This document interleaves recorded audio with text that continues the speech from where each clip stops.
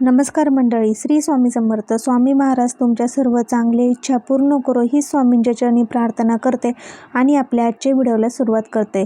पण त्या अगोदर चॅनलवरती नवीन असाल तर नक्की आपल्या चॅनलला सबस्क्राईब करा आणि शेजारील बेल आयकन देखील प्रेस करा, म्हणजे मी जे काही नवनवीन व्हिडिओ अपलोड करेल त्याचे नोटिफिकेशन सर्वात अगोदर तुम्हाला मिळेल आणि तुम्ही एक पण व्हिडिओ मिस करणार नाही. तर येत्या रविवारी म्हणजे 21 जुलैला आलेले आहे गुरुपौर्णिमा. गुरुपौर्णिमा म्हणजे आषाढ महिन्यामध्ये जी पौर्णिमा येते असते त्यालाच गुरुपौर्णिमा असं म्हटलं जातं.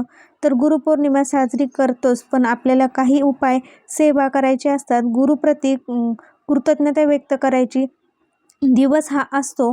तर गुरुप्रती कृतज्ञता व्यक्त करण्याचा दिवस असतो. गुरुपौर्णिमेचा जो ग्रंथ आहे त्यामध्ये सांगितलेलं आहे की 21 इशू कोपला तर गुरु वाचू शकतो, पण जर गुरु कोपला तर ईश्वर वाचू शकत नाही. तर आपल्याला गुरुपौर्णिमेच्या दिवशी काही उपाय करायचे आहे. आपल्या घरामध्ये काही उपाय जर केले तर त्यांनी नक्कीच आपल्या घरातील सर्व जे काही दारिद्र्य आहे ते दूर होईल. माता लक्ष्मीला, भगवान विष्णूला घरात जर स्थिर करायचं असेल तर आपण ह्या सेवा उपासना केल्या पाहिजे. तर सर्वात अगोदर गुरुपौर्णिमेच्या दिवशी म्हणजे रविवारी आपल्याला आपलं घर स्वच्छ करून घ्यायचं आहे.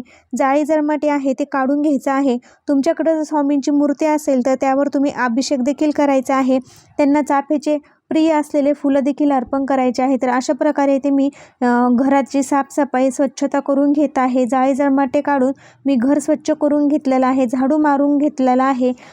असेच आपल्याला गुरुपौर्णिमेच्या दिवशी म्हणजे रविवारी सकाळी हे कामे करायचे आहे.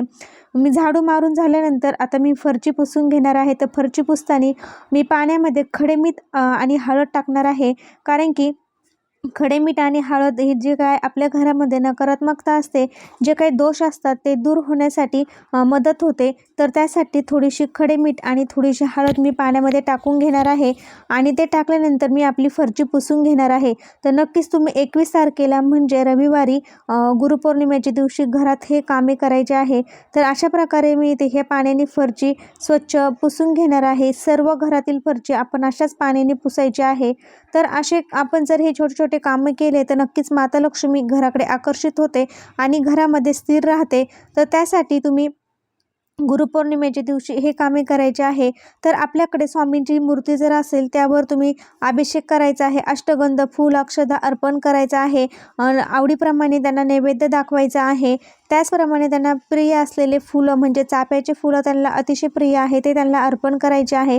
तर इथे मी अशा प्रकारे फरची पुसून घेतलेला आहे. आपला जो मुख्य प्रवेशद्वार आहे तो सुद्धा मी गंगाजलाने हे करून पाण्यामध्ये कापड ओलं करून आपण ते मुख्य प्रवेशद्वार देखील स्वच्छ करून घ्यायचं आहे.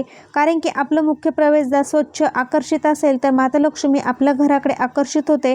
तर त्यासाठी मी स्वच्छ मुख्य प्रवेशद्वार देखील स्वच्छ करून घेतलेला आहे आणि त्यासोबत मुख्य प्रवेशद्वाराची देखील मी पूजा करून घेतलेली आहे. त्या पूजे अगोदर मी आपल्या अंगणामध्ये सडा रांगोळी करून घेतलेली आहे. तर मुख्य प्रवेशद्वारावर मी स्वास्तिक काढून आपल्या मुख्य प्रवेशद्वाराची पूजा करणार आहे. अशा आपण जे काही कामं जर केले माता लक्ष्मीला घरामध्ये खेचून आणण्यासाठी आपण असे छोटे छोटे कामं गुरुपौर्णिमेच्या दिवशी करायचे आहे. गुरुपौर्णिमेच्या दिवशी ब्रह्ममुहूर्तावर उठून आपण हे सर्व कामं जर आटोपले नक्कीच माता लक्ष्मी आपल्या घरावर आकर्षित होईल आणि स्थिर राहील. तर येथे स्वास्तिक काढून मी 4 टिंब देऊन साईडनी 2 लाईनी काढून घेणार आहे आणि धूप दीप अगरबत्ती ओवाळून घेणार आहे. मुख्य प्रवेशद्वाराची पूजा झाली की आपल्याला अजून एक काम करायचं आहे. आंब्याच्या पानांचं तोरण आपल्याला करायचं आहे. 11, 21, 7 तुम्ही असे विषम संख्येमध्ये आंब्याचे पानं तोडून आणायचे आहे. स्वच्छ पाण्याने धुवून घ्यायचे आहे आणि त्याचं तोरण करून आपल्या मुख्य प्रवेशद्वारावर लावायचं आहे.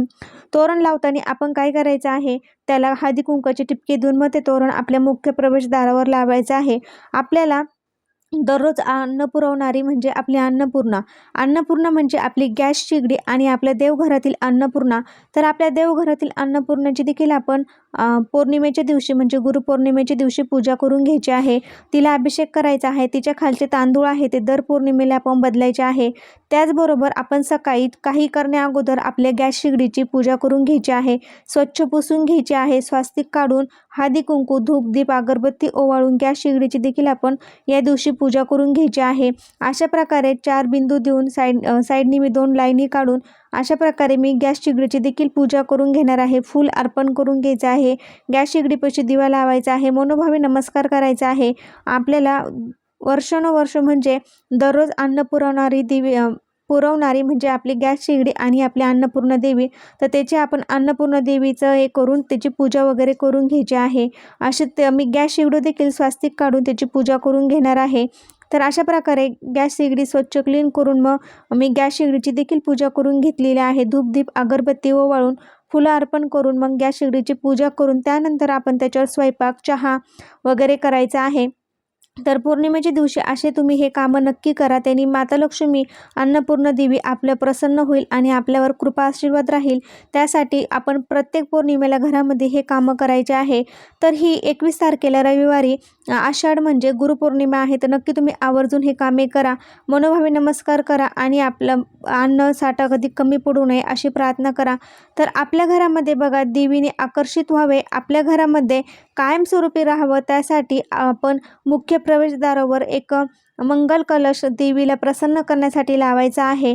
तर अशा प्रकारे तुम्ही उंबरठ्याचं हळदीचं लेपन, उंबरठ्यावर दिवा, त्याचप्रमाणे फुलं लावायचे आहे, फुलं ठेवायचे आहेत. मुख्य आपल्या प्रवेशद्वाराच्या उंबरठ्याचे हळदीचं लेपन लावून अशा प्रकारे पूजा करून घ्यायची आहे.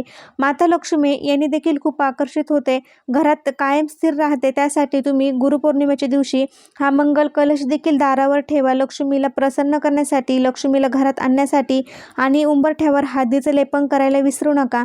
असे हे तुम्ही जर छोटे छोटे कामं केले तर नक्कीच माता लक्ष्मी घराकडे आकर्षित होईल आणि आपल्या घरामध्ये ती स्थिर राहील. त्यासाठी तुम्ही गुरुपौर्णिमेच्या दिवशी उंबरठ्याला हळदीचं लेपन करायला देखील विसरू नका. त्यांनी माता लक्ष्मीला अतिशय प्रिय आहे. हळद ही देखील प्रिय आहे. भगवान विष्णू, माता लक्ष्मी घराकडे आकर्षित होतील, कायमस्वरूपी घरात राहतील. हे झाल्यानंतर मी देवपूजा देखील करून घेतलेली आहे. आणि देवपूजा वगैरे झाल्यानंतर आपण काय करायचं आहे बघा, देवपूजा आटोपून घ्यायची आहे. देवांना देखील आपण पूजा व्यवस्थित करून घ्यायची आहे. देव स्वच्छ करायचे आहे. आपली अन्नपूर्णा देवी आहे त्या खालचे तांदूळ देखील बदलायचे आहे.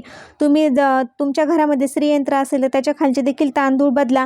माता लक्ष्मीला, भगवान विष्णूला प्रिय असलेले लाल फूल, पिवळे फूल तुम्ही अर्पण करायचे आहे. तर इथे तुम्ही बघा, मी पिवळे फूल श्रीयंत्रावर अर्पण केलेलं आहे. माता लक्ष्मीला अतिशय प्रिय आहे, तर पिवळं फूल देखील मी येथे अर्पण केलेलं आहे. तर अशी पूजा तुम्ही गुरुपौर्णिमेच्या दिवशी नक्की करायची आहे.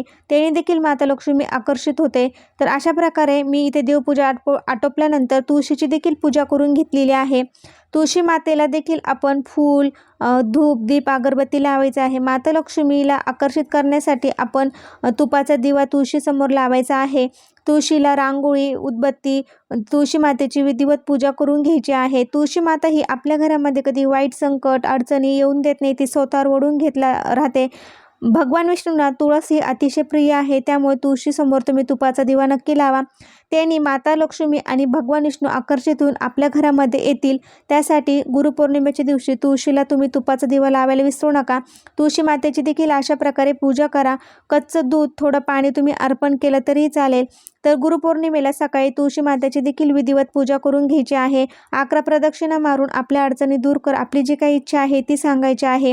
आणि तुळशीला 11 प्रदक्षिणा तुम्ही मारायच्या आहे. प्रदक्षिणा मारताना ओम नमो भगवते वासुदेवाय नमः या मंत्राचा जप करायला देखील विसरायचा नाही. तुमच्या घरामध्ये जर श्रीयंत्र असेल तर तुम्ही त्या श्रीयंत्र कुंकुमार्चन देखील करायचं आहे. पिवळ्या कावड्या असेल तर त्याची देखील पूजा करून घ्यायची आहे. तर अशा प्रकारे तर मी श्रीयंत्राला कुंकुमार्चन करत आहे. तर तुम्ही देखील गुरुपौर्णिमेच्या दिवशी श्रीयंत्र कुंकुमार्चन करायला विसरू नका. आपण जे कुंकू आहे ते दिवसभर तसंच ठेवायचं आहे आणि दुसऱ्या दिवशी ते कुंकू एखाद्या डबीमध्ये भरून आपण जेव्हा कोणत्या महत्त्वाच्या कामाला जाणार आहोत त्यावेळेस ते कुंकू कपाळावर लावून घराबाहेर पडायचं आहे. नक्कीच तुमचे सर्व कामे पूर्ण होतील आणि ते काम झाल्याशिवाय राहणार नाही. कुंकुमार्चन करत असताना तुम्ही श्रीसूक्ताचं देखील पठण करू शकता. श्रीसूक्ताचं पठण करता करता तुम्ही श्रीयंत्र कुंकुमार्चन करायचं आहे. अशाने काय होतं, माता लक्ष्मी आपल्याकडे स्थिर राहते, आपल्याकडे आकर्षित होते. आपल्या घरामध्ये लक्ष्मीची कधीच कमी पडत नाही. त्यामुळे तुम्ही नक्की गुरुपौर्णिमेच्या दिवशी कुंकुमार्चन करायला विसरू नका.